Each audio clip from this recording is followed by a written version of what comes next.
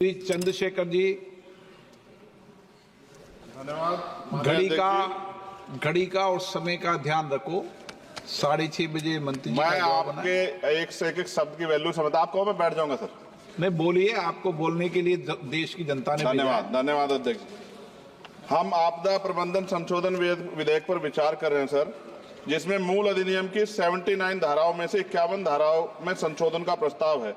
हालांकि ये संशोधन आवश्यक हो सकते हैं, परंतु यह तरीके कुछ जटिल हो सकते हैं, खासकर नए सदस्यगण मेरे जैसे के लिए, जिन्हें मूल अधिनियम और संशोधन विधेयक दोनों का अध्ययन करना पड़ता है। इस विधेयक की समझ में कठिनाई हो सकती है और विधायी प्रक्रिया में जटिलता आ सकती है। इस संदर्भ मेरा सुझाव है कि यदि संशोधन विधेयक के माध्यम से मूल अधिनियम को ही प्रतिस्थापित करके एक नया विधेयक प्रस्तुत करे, तो यह न केवल विधेयक को अधिक स्पष्ट और समझने में आसान बनाएगा, बल्कि लेजिस्लेटिव ड्राफ्टिंग प्रक्रिया को भी सरल कर देगा।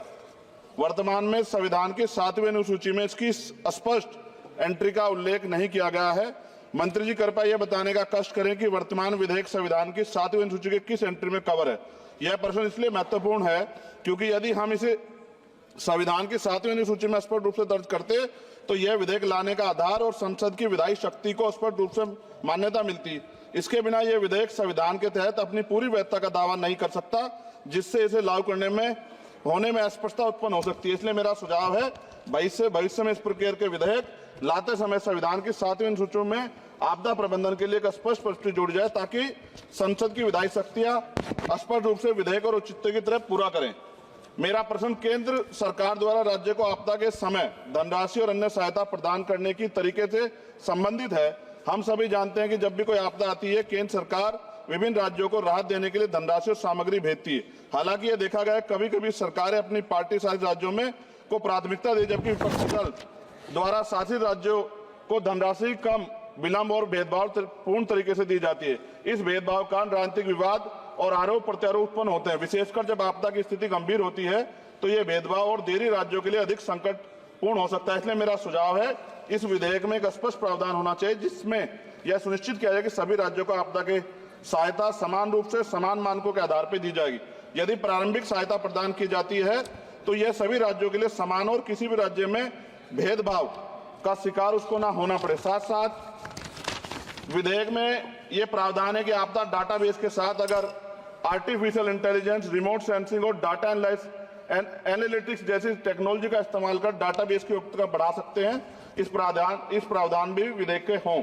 एनडीएमए में जो आपने स्पेशली स्टाफ रखेंगे, क्या नियुक्ति में SC, ST और OBC को आरक्षण का प्रावधान दिया जाएगा?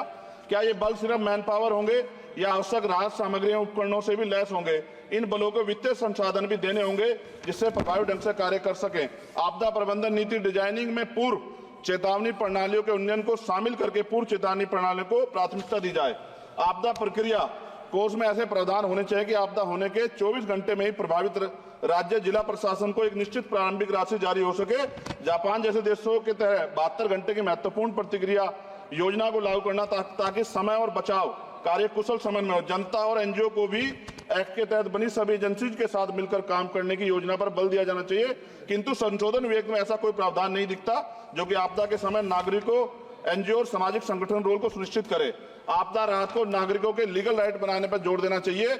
और अध्यक्ष जी, सबसे महत्वपूर्ण ये है, आपदाओं में अपने परिजनों और संपत्ति को खोने वाले व्यक्तियों के मानसिक स्वास्थ्य को सहायता प्रदान करने के लिए मनोवैज्ञानिक पुनर्वास कार्यक्रम को आपदा प्रबंधन नीतियों में एकीकृत करने की आवश्यकता है। वायु प्रदूषण ये भी एक तरह का डिजास्टर है। दिल्ली और NCR के तमाम क्षेत्रों में अध्यक्ष जी इतनी बुरी हालात है, हवा जहरीली हो गई है। मेट्रो सिटी में सब जगह हाल है, इसको भी इसमें जोड़ा जाना चाहिए। लोगों का जीवन कीमती है, लोग जब सुरक्षित नहीं रहेंगे तो फिर जीवन कैसा? सर, नगीना लोकसभा क्षेत्र से मैं आता हूं सर। किसानों को हर बार बाढ़ के कारण नुकसान होता है और जब वो जाते हैं दफ्तरों में तो अधिकारी धमकाकर भेज देते हैं वापस, कोई मुआवजा नहीं मिलता। मुआवजा के नाम पे खाना पूर्ति होती है। सभी लोगों में चिंता है अध्यक्ष जी। इसलिए मैं माननीय मंत्री जी से मांग करूंगा कि जो मांगे हम देश में रखी हैं, अगर उनको जोड़ दिया जाए तो इसका फायदा आम जनता, किसानों, सब उन वर्गों को मिलेगा जिनके लिए हम लोग सोचते हैं। और भारत बड़ा देश है, बड़ा भूवर्ग है, कहीं बाढ़ है, कहीं अग्नि है, कहीं जो है रेत की समस्या है, तमाम तरह की मुसीबतें यहाँ है। तो मैं माननीय अध्यक्ष जी आपके माध्यम से सरकार से मांग करता हूं और माननीय मंत्री जी से कि इस बिल पे, जिस विधेयक को और मजबूत करें जिससे इसका लाभ जनता को। माननीय अध्यक्ष जी आपका धन्यवाद। नहीं, नए सदस्य हैं, लेकिन उन्होंने बहुत अच्छा विधेयक पर बोला है।